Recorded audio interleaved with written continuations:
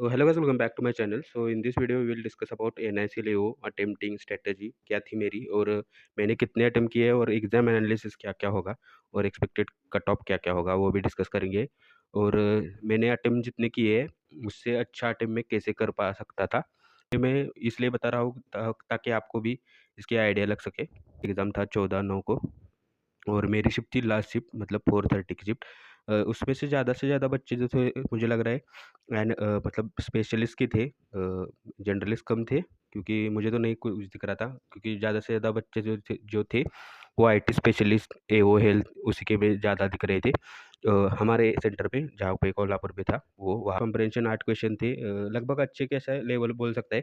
As compare to IBPS PO मैं कहूँगा कि लेवल थोड़ी इंग्लिश की कम लेवल की थी, क्योंकि स्पॉटिंग एरर्स इतनी कोई टफ नहीं थी। से अब भी अच्छा था, मतलब इतना भी हार्ड नहीं था।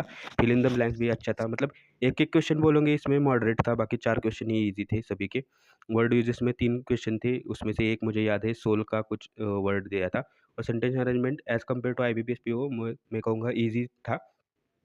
तो अभी हम डिस्कस करेंगे इंग्लिश कॉम्प्रिहेंशन। कॉम्प्रिहेंशन 8 क्वेश्चन थे, मैंने तो सभी अटेम्प्ट किए थे।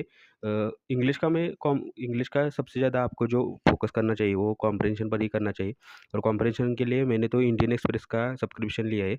मैं आपको प्रमोशन नहीं बता रहा हूँ, मगर इंग्लिश ज़्यादा से ज़्यादा आप देखोगे, रीडिंग जितना अपना अच्छा होगा वो तभी सभी सेक्शन अच्छे होंगे। जैसे मैं पिछली बार क्या कर रहा था, 1-2 साल से मैं तैयारी कर रहा हूँ, मगर उसमें क्या कर रहा था, स्पॉटिंग एरर्स के वो जो 120 रूल्स है निमिषा मैडम के, वो मैं रटता था, मगर रटने से कुछ क्वेश्चन परफेक्ट नहीं आते हैं। उससे अच्छा आप प्रैक्टिस करोगे, ज़्यादा से ज़्यादा रीडिंग करोगे, उससे आपको इंटेंट आ जाएगा कि गट फीलिंग आ जाएगी इसमें ही रॉन्ग है वगैरह। तो इसलिए मैं तो कहूँगा जो स्पॉटिंग एरर्स में कोई किसी को दिक्कत आती है वो तो ज़्यादा से ज़्यादा कॉम्प्रिहेंशन पर फोकस करे। टेलीग्राम पर भी बहुत सारे न्यूज़पेपर आते हैं, उसमें से एक आधा न्यूज़पेपर हर रोज़ पढ़ना चालू करें। हर रोज़ मतलब 20 मिनट्स 30 मिनट्स डेली से डेली आपको ज़्यादा से ज़्यादा इंप्रूवमेंट इंग्लिश सेक्शन में आ जाएगी। मुझे मेरे गाइडली में 26 27 इतने मार्क आते थे अच्छे से अच्छे। व्हाट्सएप तो बहुत अच्छा था, फिल इन द ब्लैंक्स भी अच्छा था, वर्ड यूसेज भी अच्छा था। Sentence rearrangement as compare to IBPS PO मुझे ईज़ी लगा, पर जब भी मैं सेंटेंस अरेंजमेंट में अटक जाता हूँ तो उसी से मेरे रॉन्ग नंबर आते हैं, तो इसलिए मैंने सिर्फ 2 अटेम्प्ट किए। जो पहला सेंटेंस था वो अच्छे से मुझे आ गया था, इसलिए मैंने 2 ही अटेम्प्ट किए। पहला और दूसरा सेंटेंस मुझे अच्छे तरह से समझ में आ रहा था, तो इसलिए मैंने 3 क्वेश्चन छोड़ ही दिए इसके। बाकी 27 मेरे अटेम्प्ट थे इंग्लिश में। इंग्लिश में मेरे 27 अटेम्प्ट थे, और मैं कहूँगा 25 और 23 is a good attempt for English with accuracy है। रीजनिंग मुझे लग रहा वर्स्ट सेक्शन था मेरे ज़िंदगी के सभी एग्ज़ाम में से, क्योंकि मैं सिर्फ 17 अटेम्प्ट कर पाया। क्या पता नहीं मुझे क्या हो गया, मगर सभी मेरे पज़ल अटक गए, और मुझे लग रहा है वो अटकने की ज़रूरत भी नहीं थी, क्योंकि मैंने क्या किया, 2 मिनट एक पज़ल को दिया, वो बहुत हार्ड लगा, छोड़ दिया। 2 मिनट एक पज़ल को दिया, वो हार्ड लगा, वो छोड़ दिया।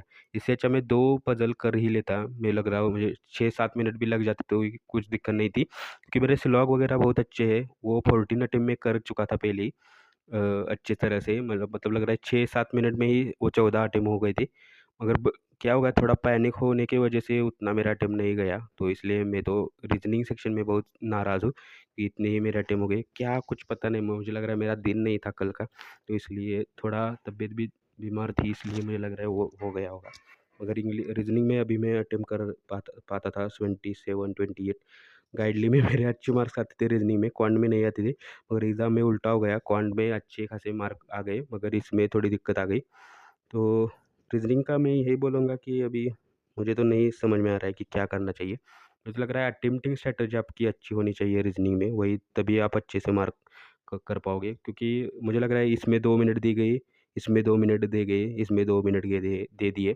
इससे अच्छा मैं 4 मिनट 4-5 मिनट एक ही पज़ल में दे देता और मुझे 5 मार्क मिल जाते। तो रीज़निंग की तो स्ट्रैटेजी थोड़ी मुझे लग रही है। ते लास्ट सेक्शन सेक्शन डी है। एक कॉलम बेस्ड था, टोटल का एक दिया था, यूज़र का एक दिया था।